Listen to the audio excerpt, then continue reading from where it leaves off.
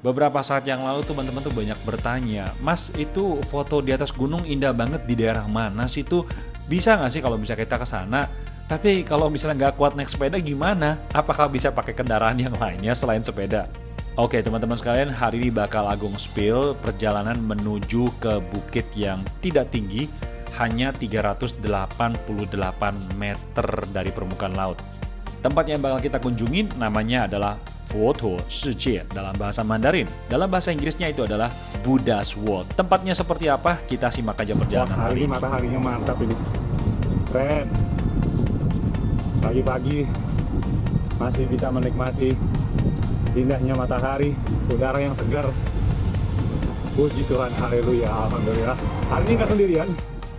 Latihannya hari ini bersama dengan salah satu pentolannya ICT yang sedikit-sedikit gokil dan ruwet. Namanya Mas Dian. Kita akan ketemu di Sevo. Dan selamat pagi. Apa? Wih. Bahaya ini, bahaya ini. Mulus. Ini baru di sih. Sekarang enak nggak temen-temen?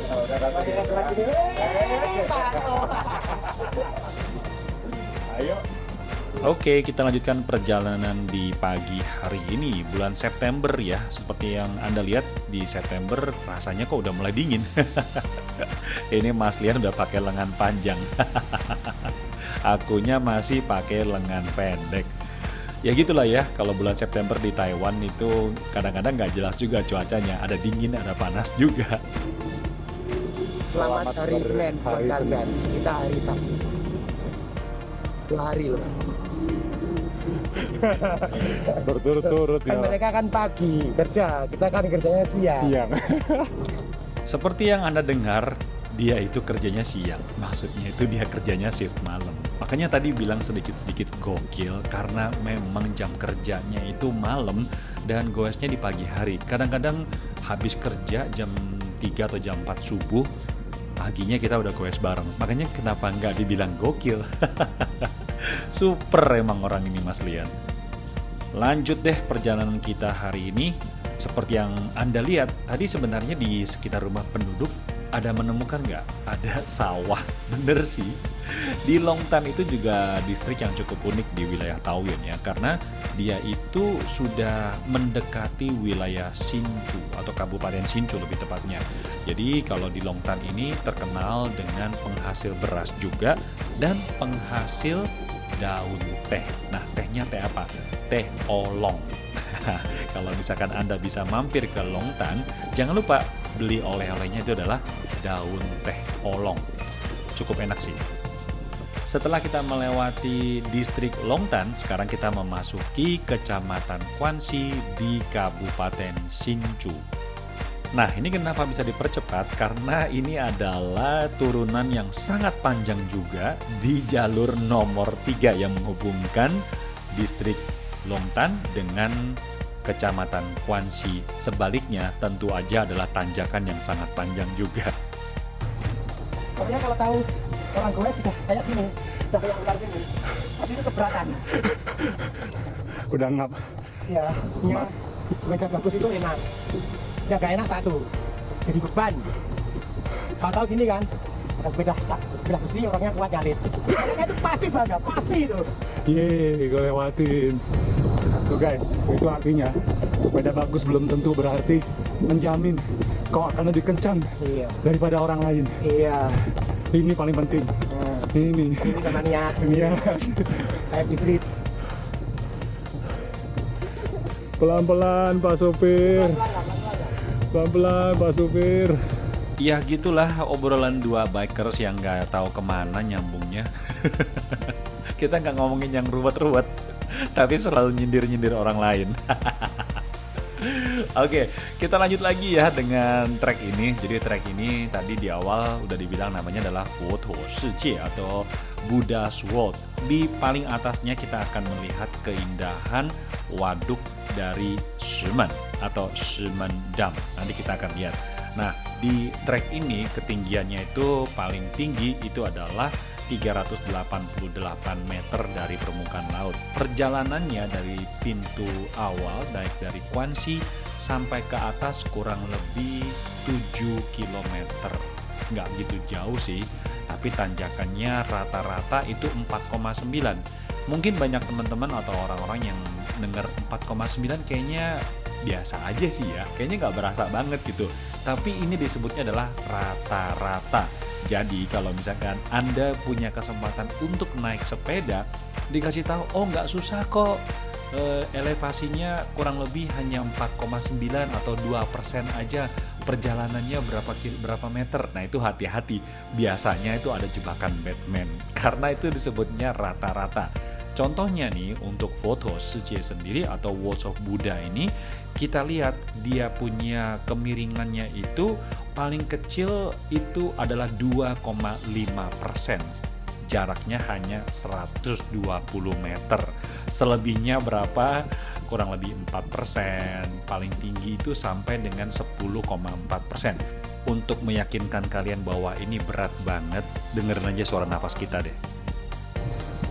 Terkadang aku juga pengen gue kayak gini, pelan-pelan menikmati perjalanan. Enggak, orang-orang itu pasti ngajak ngebut. Bayangin aja, ini udah terjal banget dan kita udah ngap banget, dia tetap aja ngoceh. Bayangin gimana nggak gokil ini orang. Luar biasa Mas Lian. Semangat, maju terus, maju terus.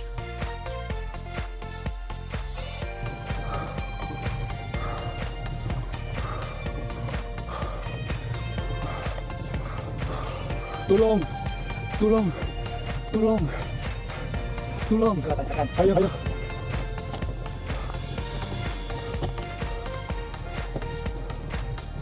I'm dead. I'm gone. Opa Gangnam Style. Masih ketawa. Opa Gangnam Style. Cepat. Oke guys, ini jalur tanjakan terakhir. Jadi mana tadi kita udah ngelewatin tanjakan yang parah banget. Saya benar sih, jalur ini pas banget buat latihan. Tadi kita udah sampai. Nanti di belakang bisa kelihatan, sebelah kanan itu waduknya. Pelan-pelan Pak Sopir. Tolong.